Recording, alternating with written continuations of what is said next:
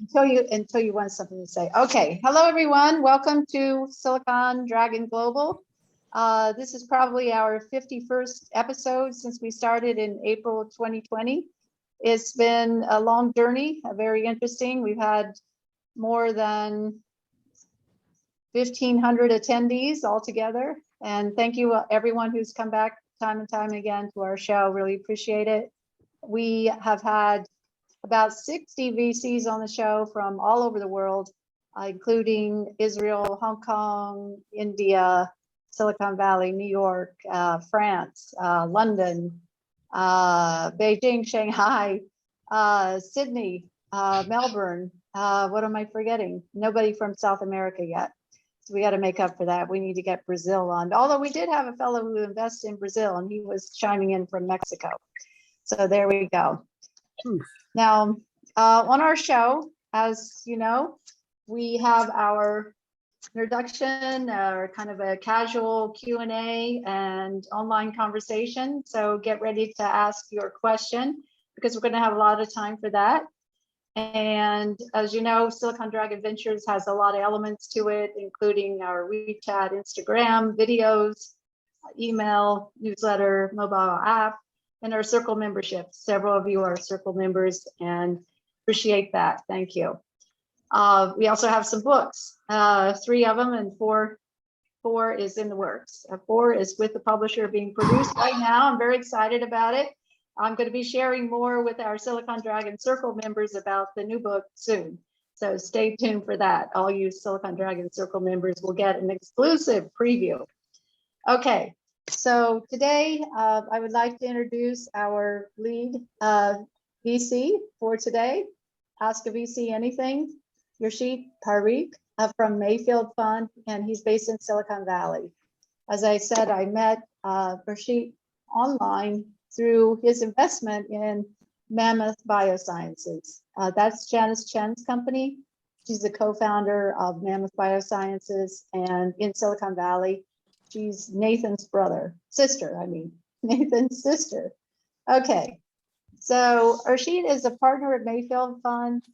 He's from India originally, moved to Silicon Valley, got all the degrees, the MBA from Wharton, had all the wonderful experience in Silicon Valley, doing startups, doing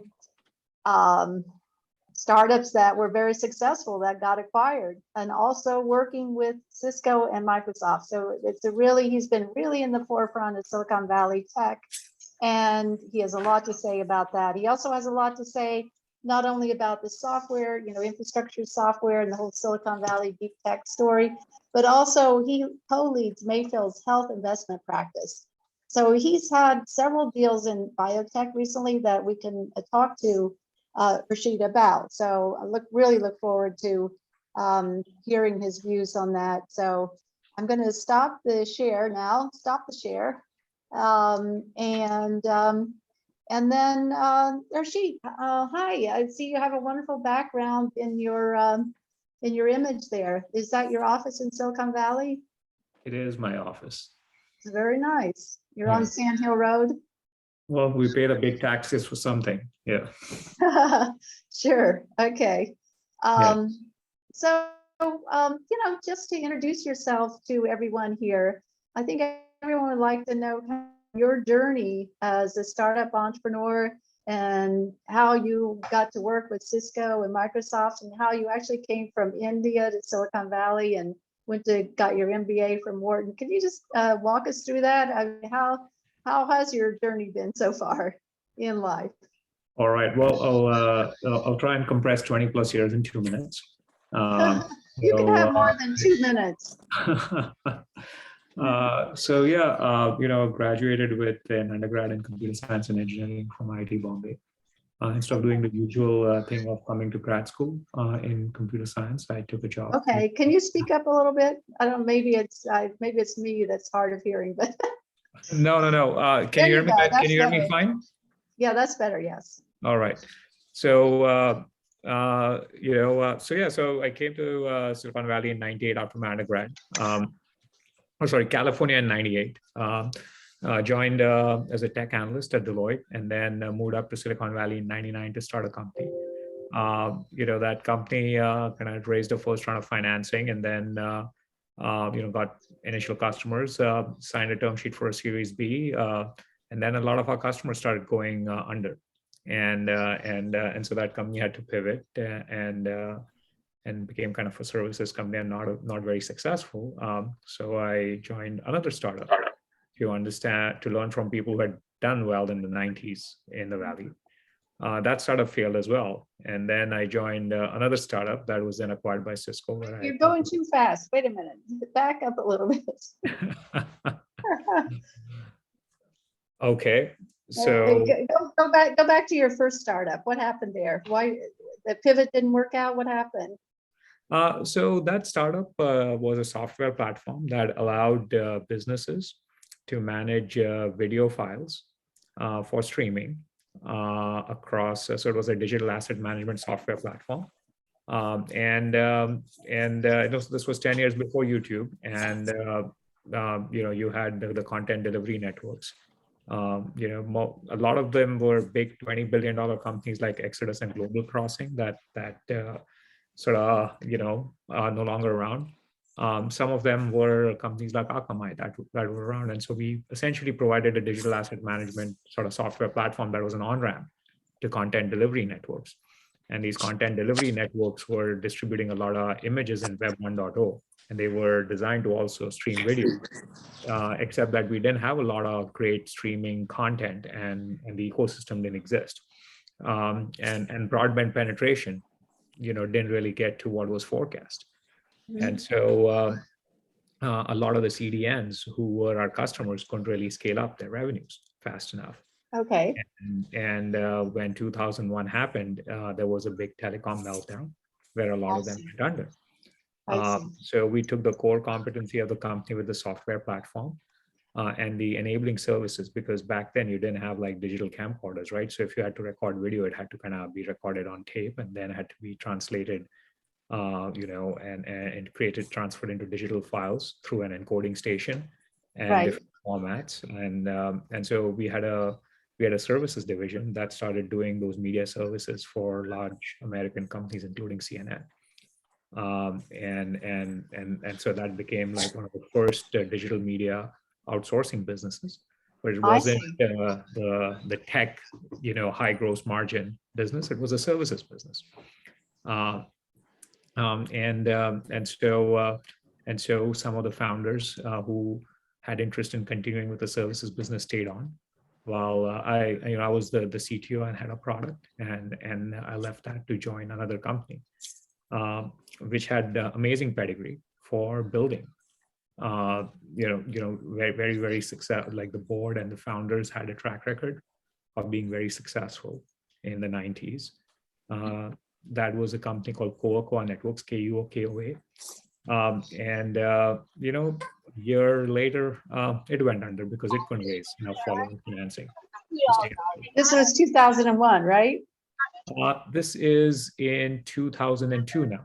2002. It's still a tough time. Yeah. Yes. Yes. And then in 2002, I joined a startup called Andiamo Systems. And in 2003, Andiamo was acquired by Cisco. I see. Was John Chambers at Cisco at that time? Correct. Okay. We had John Chambers on our show earlier on. Yes. Yeah. So, so Cisco acquired Andiamo in 2003.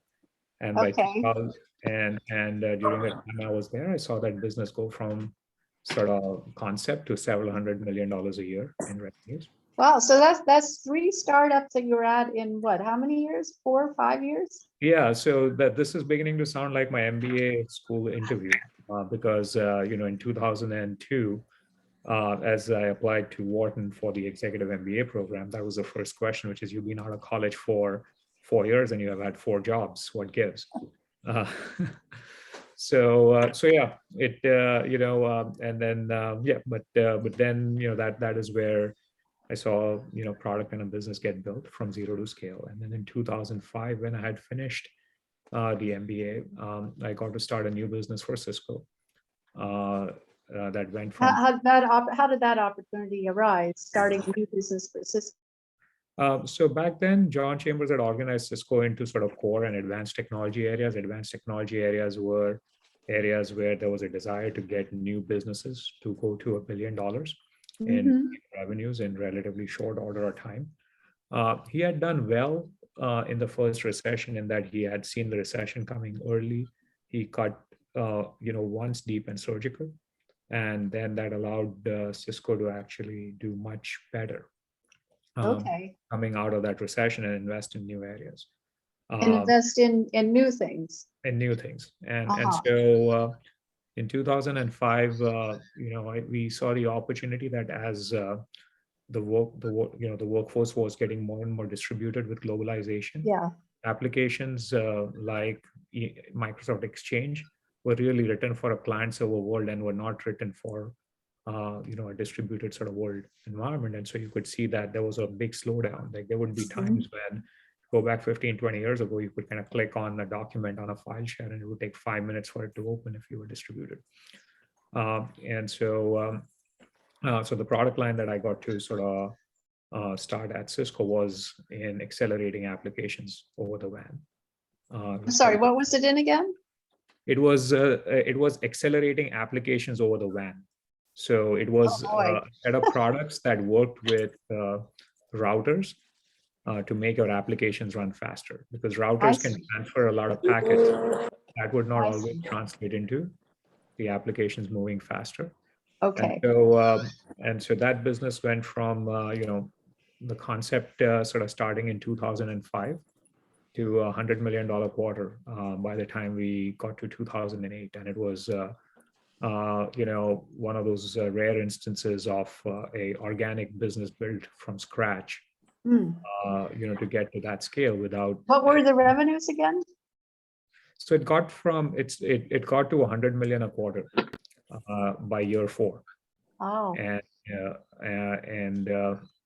Or it got to the first $100 million quarter by year 4, and that was, as I said, that was not common back then, and without having spent a lot of money acquiring something. This was largely all built in house.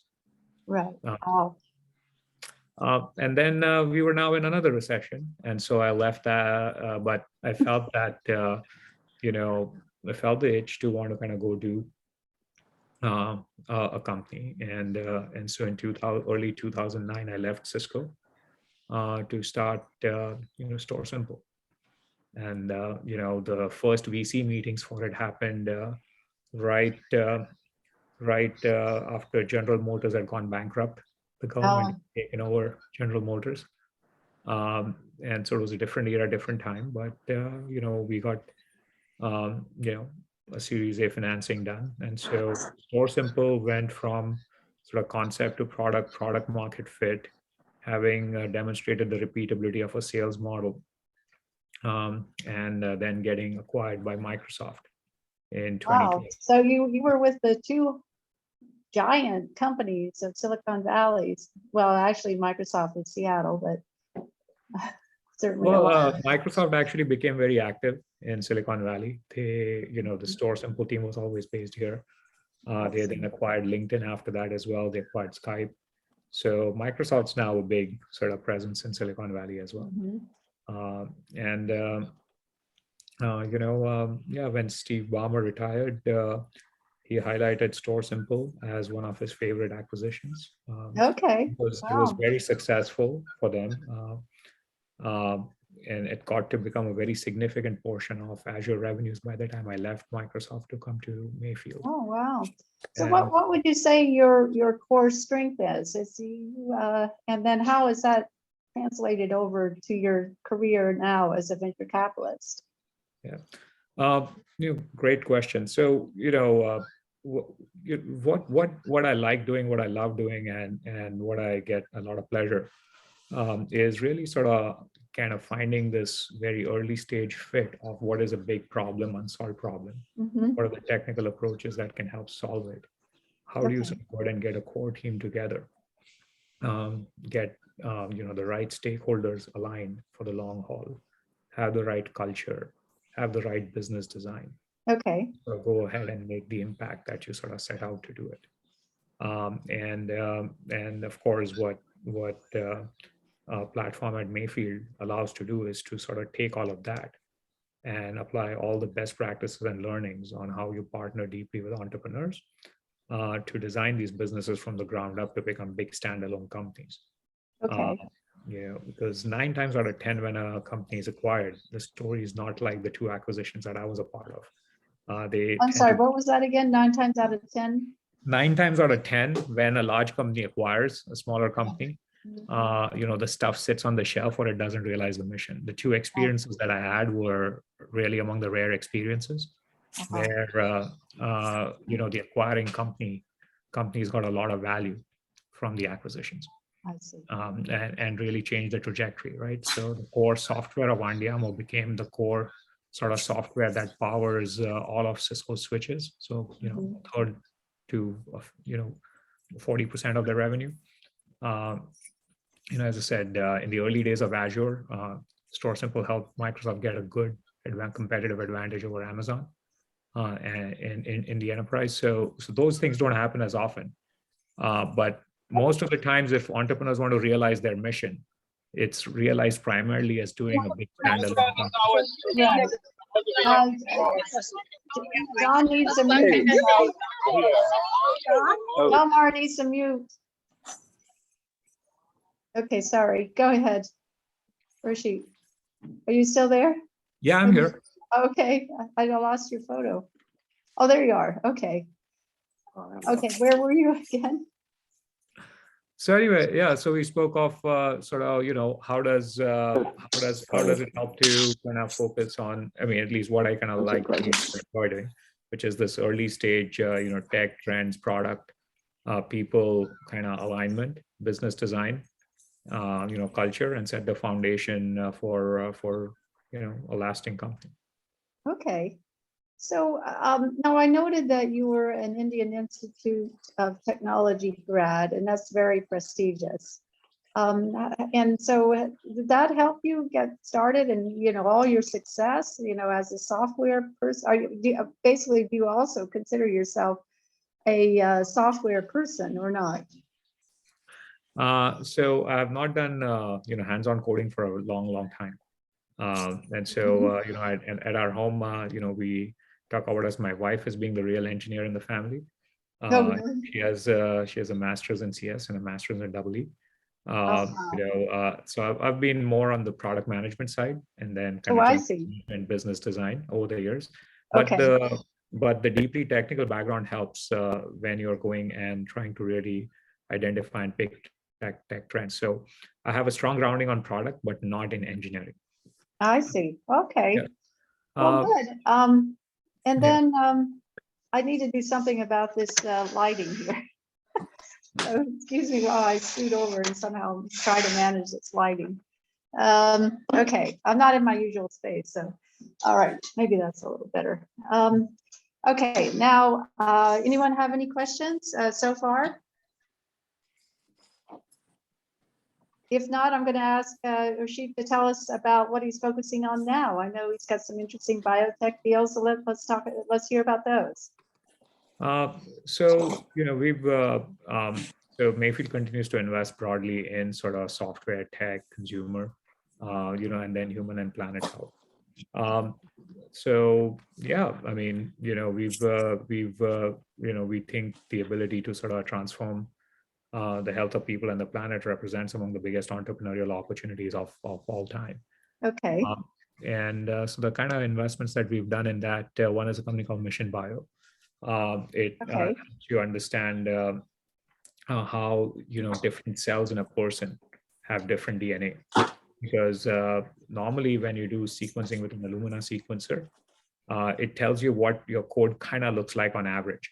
But disease starts with the differences that happen in cells. For example, cancer. It is when a set of mutations simultaneously occur in a cell. Or if you're trying to do gene editing, you want to kind of validate what is wrong in a cell. So this is a company that helps identify that. and was one of the first pioneering companies in that category. Then we, of course, we are heading on the 10-year anniversary of gene editing and CRISPR. So Mammoth Biosciences is like the Intel or Microsoft of bioengineering. It is kind of sort of a platform company that can sort of help us sort of do a lot more with editing the DNA. Okay, And Rebecca, you've written about that. Then we have a sure. company called Endpoint Health, which focuses as a precision immunology company on a lot of sort of both chronic and critical immune system issues.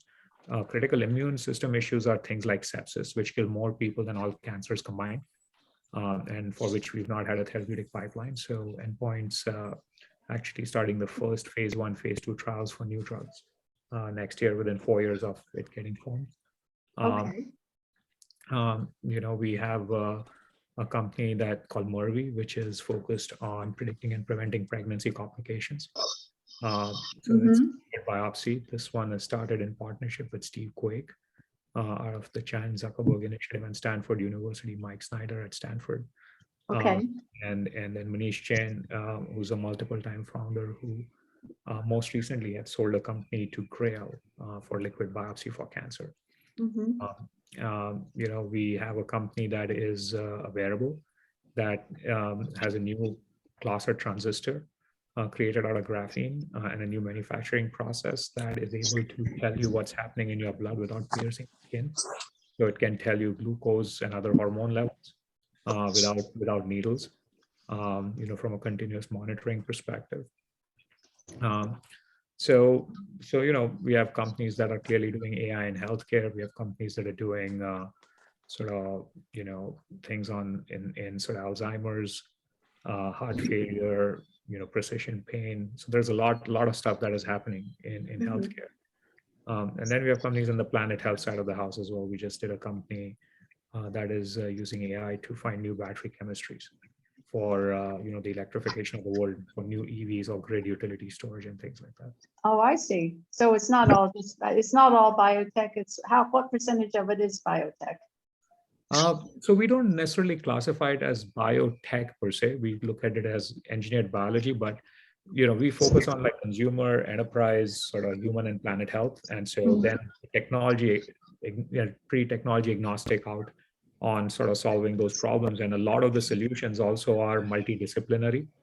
There's a lot of work that's happening in sort of deep chemistry or material science or life sciences, and its intersection with computing sciences. Okay. Yeah. And then along with that, right, just had a chance to kind of go to a new company in the software space. It's focused from the founders of Rancher Labs. That was one of the leading Kubernetes companies that we had funded early on. Also have been doing things in cybersecurity, networking, cloud infrastructure. So yeah, there's a lot of exciting innovation that's happening. Okay. So you said your wife is the real technologist at home, and then is she also an inventor or not? No, she is not. She works for the family. She runs the family office. Oh, I see. Okay. That's nice. Okay, so Hal Kelman has a question. Hal always has great questions, and it's mentioned here that Mayfield has had many great investments over 50 years. 3Com was the investment in routers and switches. Cisco was the big winner. And then he wants to know about lessons learned. CEO, John Chambers, right? People make amazing companies. John Chambers made the difference. Yeah. I just remember one of the lessons that he said, the ability to know when to pivot. You have to stay ahead of the trends. You can't just stay stagnant. You got to change. Yeah.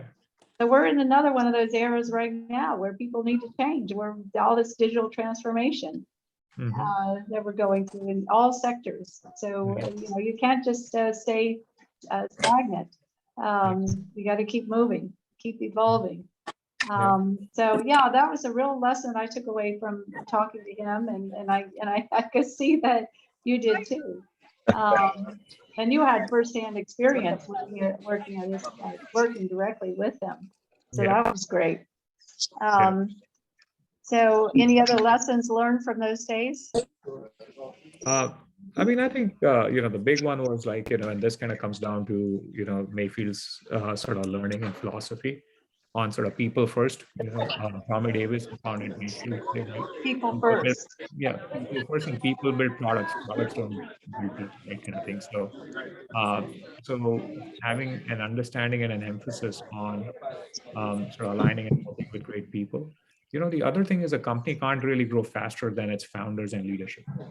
Uh-huh. So the primary limiting factor in the growth of is the learning agility and ability, across dimensions for the founders and CEO. And that, I said, that just gets, even it never really gets easier. It's just a different type of challenge, learning challenge and problem that kind of happens and evolves out over time. Then I think a lot of the lessons are like, are really macro startup forming lessons, right? Which is that if you look at what happened in the early 2000s to kind of where things are now, uh, what Cisco did do really well, as I said, was, uh, you know, acknowledge, use, but I need to ask everyone to mute again. Would you please mute because there's noise coming in the background? Okay, I'm in the process of muting everyone. If you haven't muted yourself, you're being muted. So if you're going to want to speak, you're going to have to unmute yourself. Okay, we're still getting background noise. Someone needs to mute. Someone needs to mute. M-U-T-E, mute. Carrie's iPhone is talking. Okay. All right. Whew. Anyone else have, now I know, Brian, you had a question about education here. Why did you ask about education? You can unmute yourself to answer that. Ursheet, yeah. thank you so much. Rebecca, thank you so much.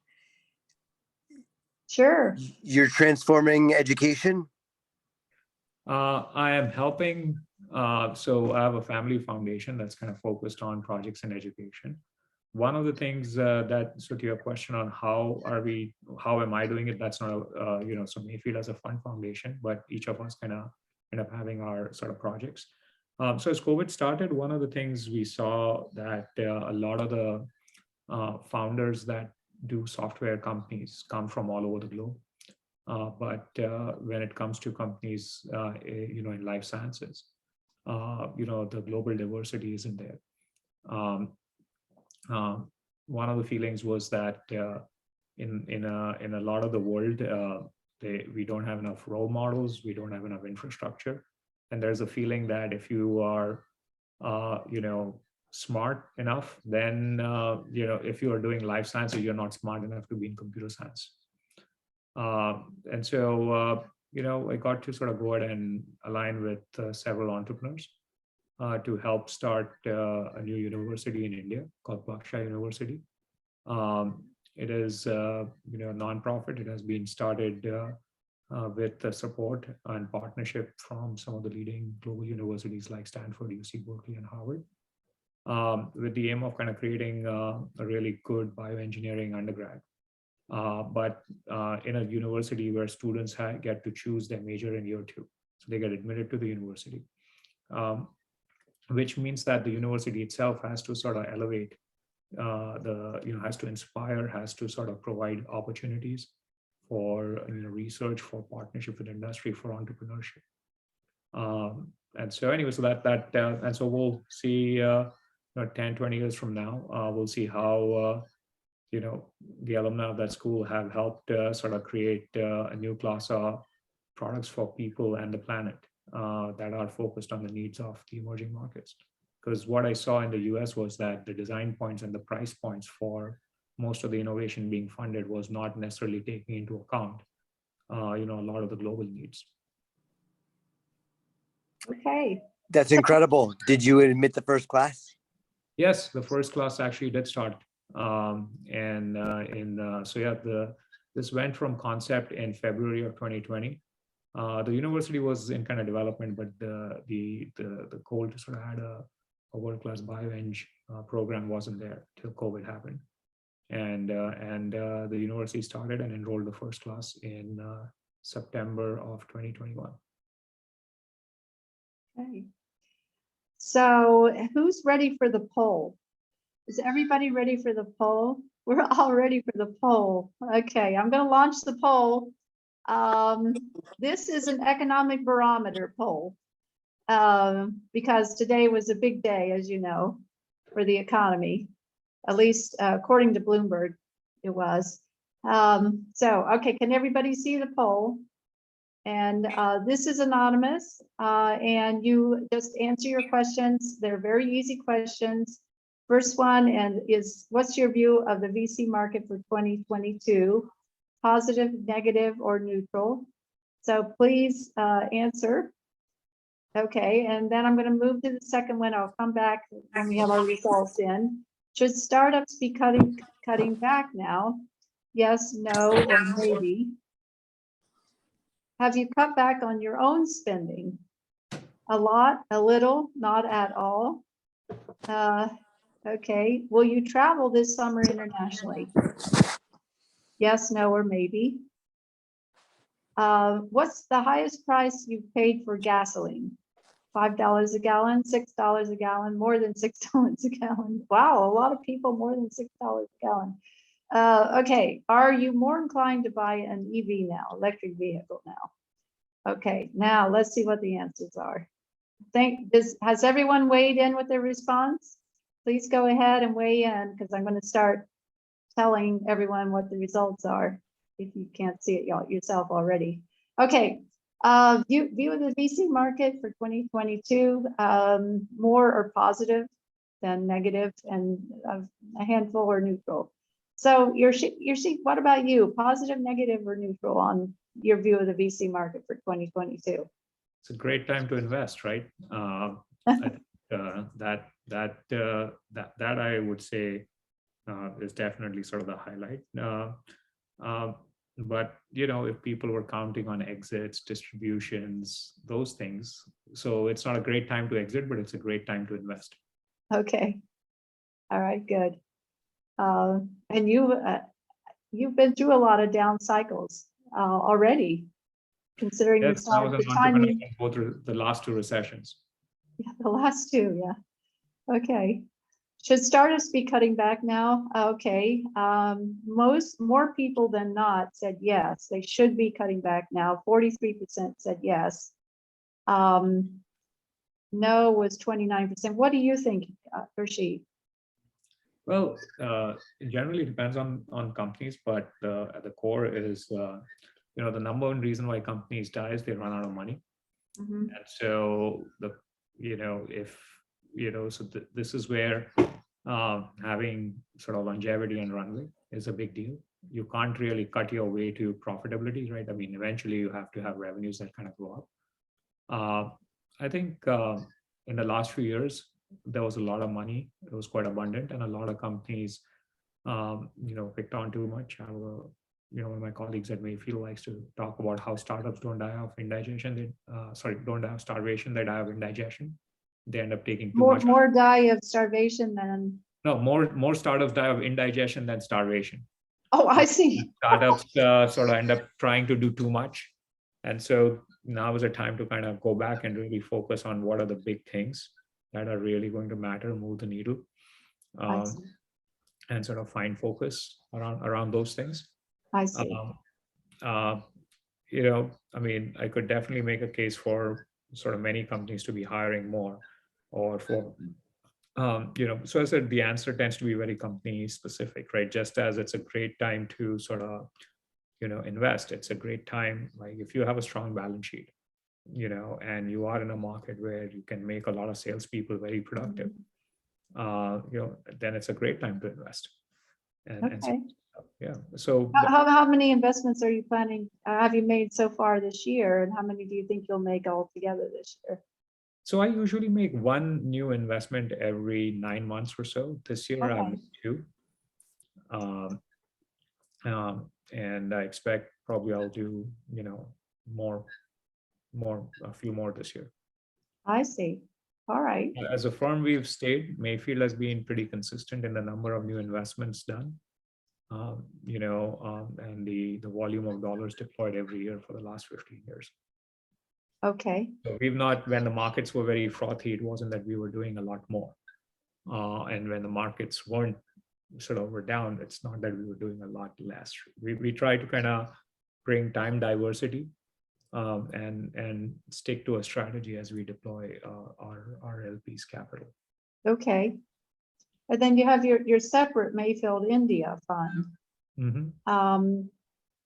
And then also Mayfield set up or helped to set up PSR Ventures in China. So Mayfield has been in both of those markets. And I presume India has done really well recently.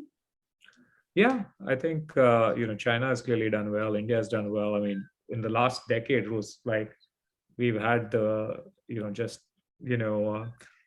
clearly our investors benchmark us not just on how we do in absolute terms, but also how we do in relative terms relative to other funds of a similar vintage. But things, all the various teams have been taking this people first approach and staying focused for the long haul, and have been doing well.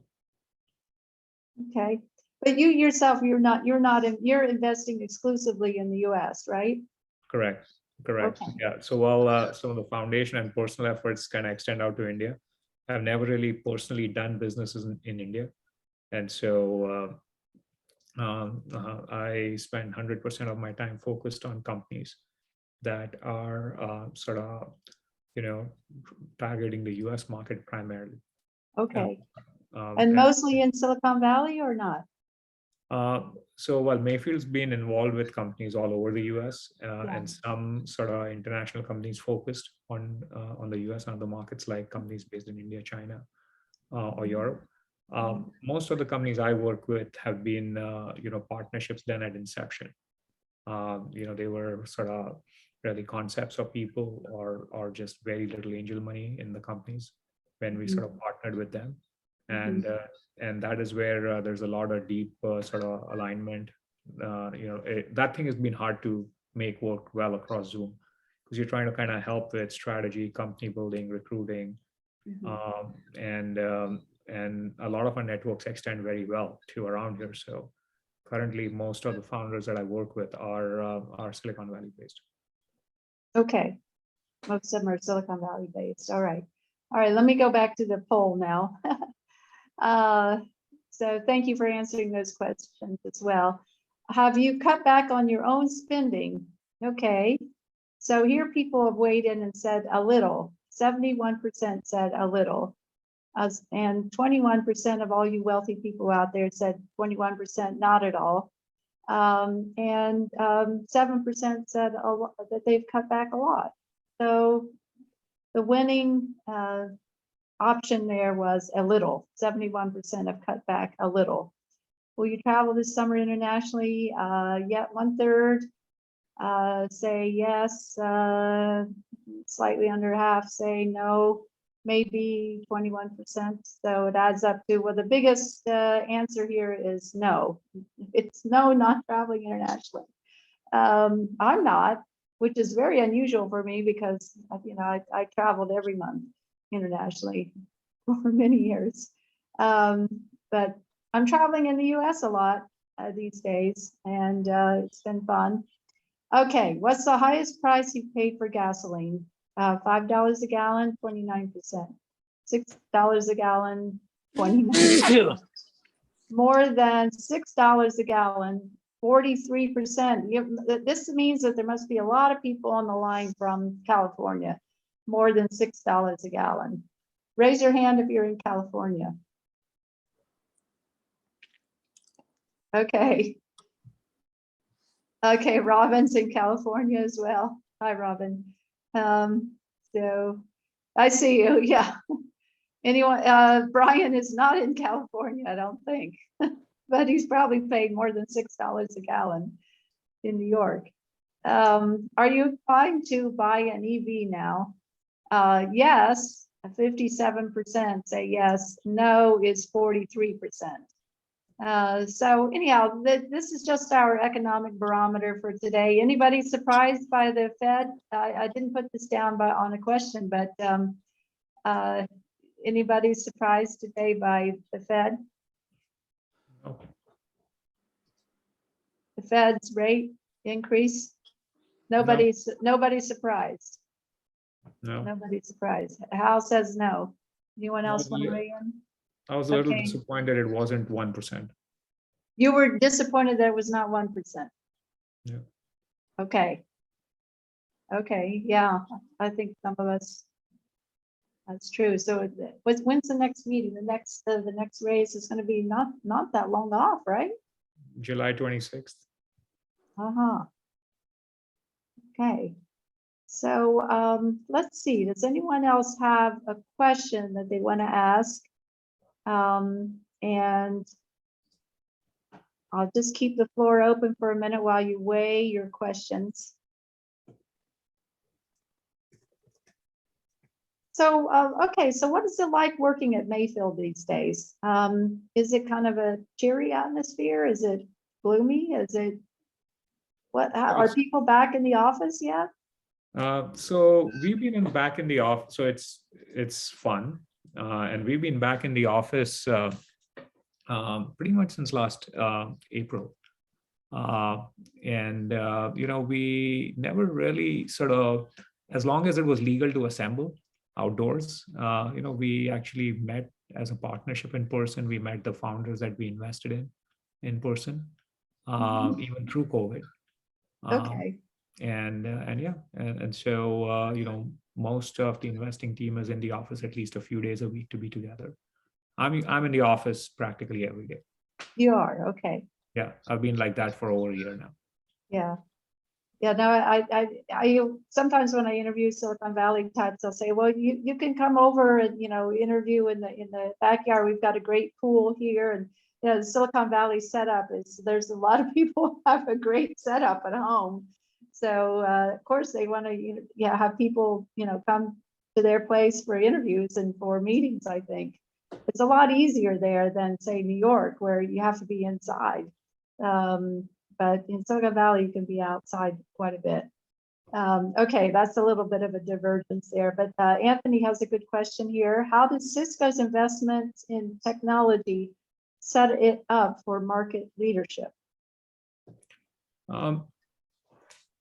So I think Cisco did quite a few things that were kind of different for its time. That sort of helped it kind of stay ahead of the curve.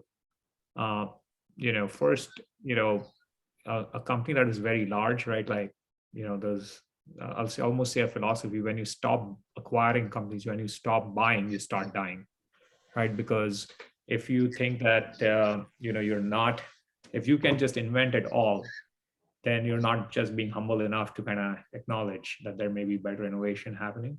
It's not always easy to buy because, you end up paying a lot. It's almost effectively sort of paying up for something that somebody has created a lot of value for. And on the acquiring side, you have to have a culture of people sort of willing to respect that, rather than have a not invented here syndrome, rather than sort of, having envy or jealousy about how some of the other engineers, some of whom may have worked as your peers, are now going to be so much more richer, right? So I think Cisco, and actually a lot of the companies in Silicon Valley and in tech, have done well and become big lasting companies by setting up good acquisition engines. Just because a company acquires a lot of companies doesn't mean, right, like there's a lot more work than in setting up the culture to realize value out of it and do it well. And clearly Cisco and Microsoft are two examples of companies that have generally done well. And even for them, it's really only a small percentage of the investments. Generally for most acquirers, it's only a subset of the investments that will actually sort of deliver to kind of the execution plan. But when they work right, they end up really creating big impact. I think the second was that they would actually sort of in the core business areas fund a lot of products internally, often competing, overlapping products, and foster a lot of internal competition. Third, they would also sort of Cisco found a way to sort of get a construct of a spin-in sort of done, where they would say if they needed, a new class of product in a certain area, they would effectively invest in a company with an agreement to buy the company if the company hit a certain set of milestones. So yeah, that's those were sort of some of the strategies that sort of made it. And then as a company, it was very customer obsessed, very customer first, right? As you've spoken to John Chambers, you've seen the culture did start out with that in a big way. So I think there was there was a lot of focus on sort of the finesse, the product marketing, the positioning. So it wasn't just the engineering, but it was how sort of you had customer success, product marketing, and sales that could sort of tie together to really bring all of these things together out. It was a great place to learn. Made a lot of friends during my time at Cisco, and as I said, look back at that whole time very fondly. Okay, great. Michael, you raised your hand. Do you have a question? Yeah, I know your main focus has been in bioengineering, as you're calling it, but what's your view of the metaverse, and what's your perspective of the view of the metaverse of other smart people that you know out in the Valley and the venture community? Yeah. So we think, so the short is that,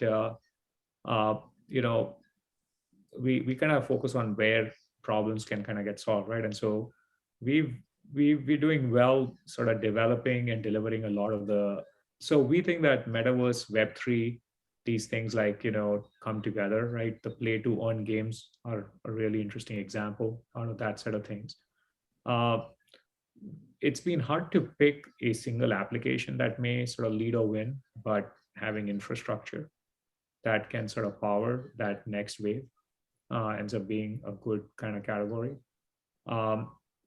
And so, we have investments in companies like sort of Alchemy and FTX. So Alchemy is basically sort of the software platform that is used for most new sort of coin offerings, or almost like 80-90% of the NFTs. We have chip companies that are sort of doing high throughput data processing that is powering a lot of these workloads. Firms like FTX. There's another company called Trip, which is using VR for mental health and wellness. So, while there's kind of a broader trend, right, what we find is like finding, real propositions for real customers to solve real problems. As long as we find those, we take a leap, whether it's a super hot trend or not. And as you see an example with a company like Trip, right, you can find an intersection of sort of, VR and the metaverse to healthcare and mental health. So there's always going to be interesting things at the intersections as well. Okay. Anyone else? I'm going to do a final roundup of any other questions. Brian, did you raise your hand, or Hal? Hal, you got your hand up high. Go ahead, Hal. Okay, can you hear me? Yeah. Okay, so this is my fifth cycle, and I started in 1969 like Mayfield. So my question is, I talk to a lot of people worldwide, and that includes Cambridge and Oxford. My thesis is we're in this period, we're in a trough right now, 2022, 23, 24, technologically, economically, politically, and this is not a good time to go into greenfield areas, but it is a great time to invest and pick up some of the winners, what's left. So you have a company called HashiCorp that's already declined by 30%. That's doing well. Most of the companies are down 70 or 75. So do you think it's better to invest in new companies or pick up old ones right now? Yeah. It really kind of turns out to be very company specific, right? Like recessions like this are when amazing companies also get built. Or that is when they break out and end up hitting escape velocity. Like Facebook was an example of a company that started in 2004, but it was really in 2008, 2009, where it kind of took off. Similar stuff for Google. So we continue to make new, very early stage investments, and we do have sort of mid and late stage funds as well. but the core of it is very early stage stuff. So that's what we continue doing. But there's amazing sort of companies you can look at from the public markets, right? I won't comment on any one company sort of around in particular. But yeah, no, there's a lot of crossover investors that we talk to who are investing in private companies, who find that they really don't have the bandwidth to look at private companies for Series B or C or later investments, because they just feel that there is tremendous value in the public markets. I mean, you can see some of the largest companies, with great competitive positions, still sort of trading at like revenue multiples. The only way I mentally rationalize this is that maybe the market knows something that most of the management teams don't, which is that there is significant sort of revenue and profit declines coming.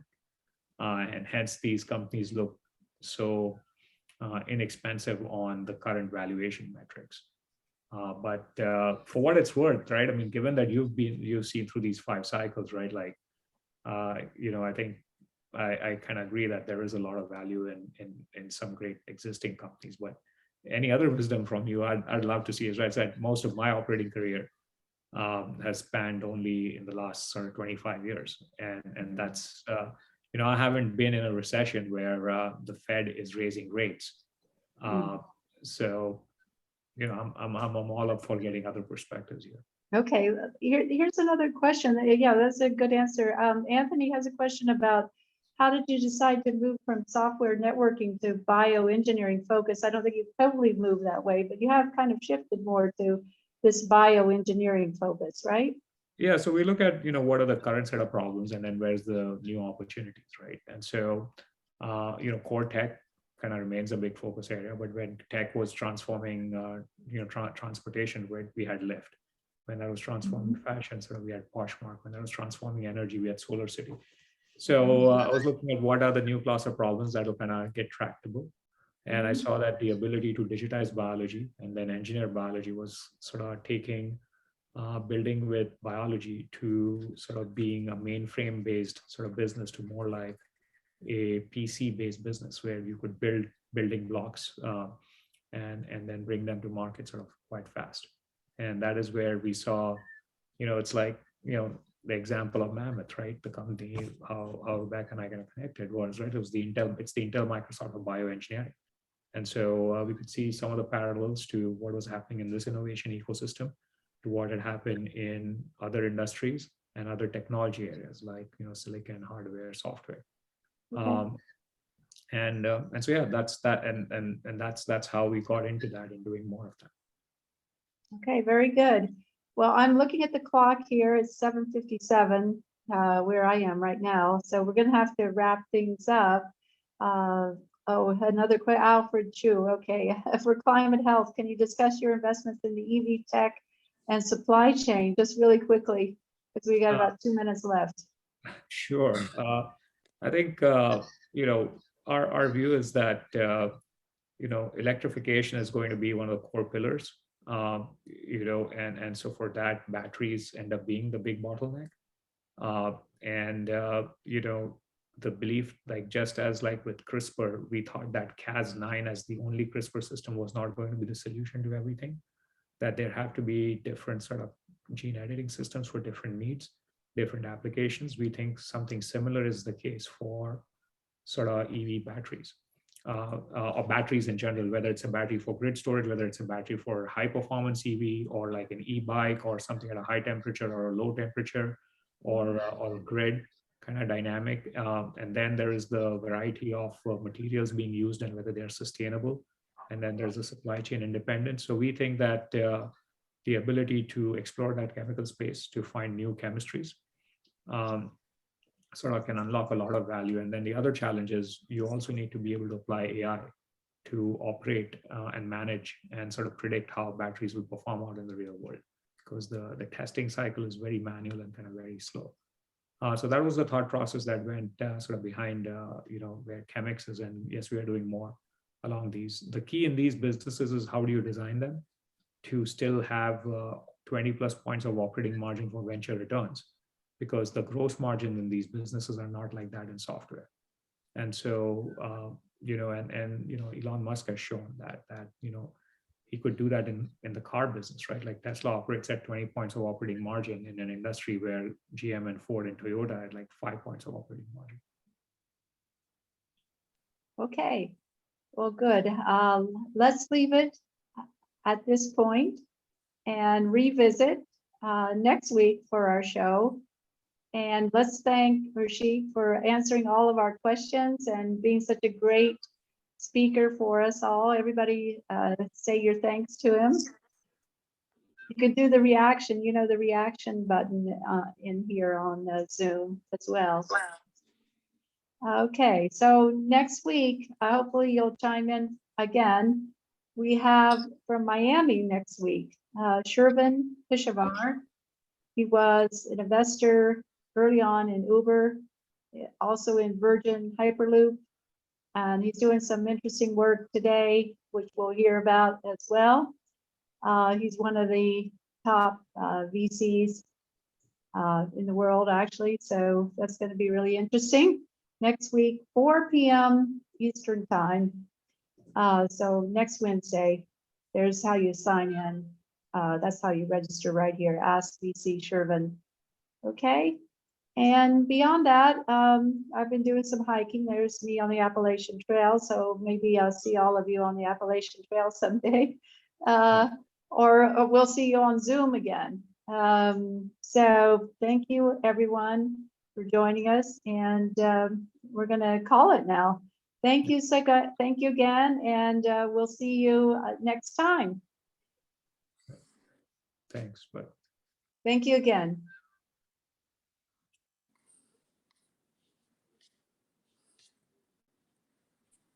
That was so great.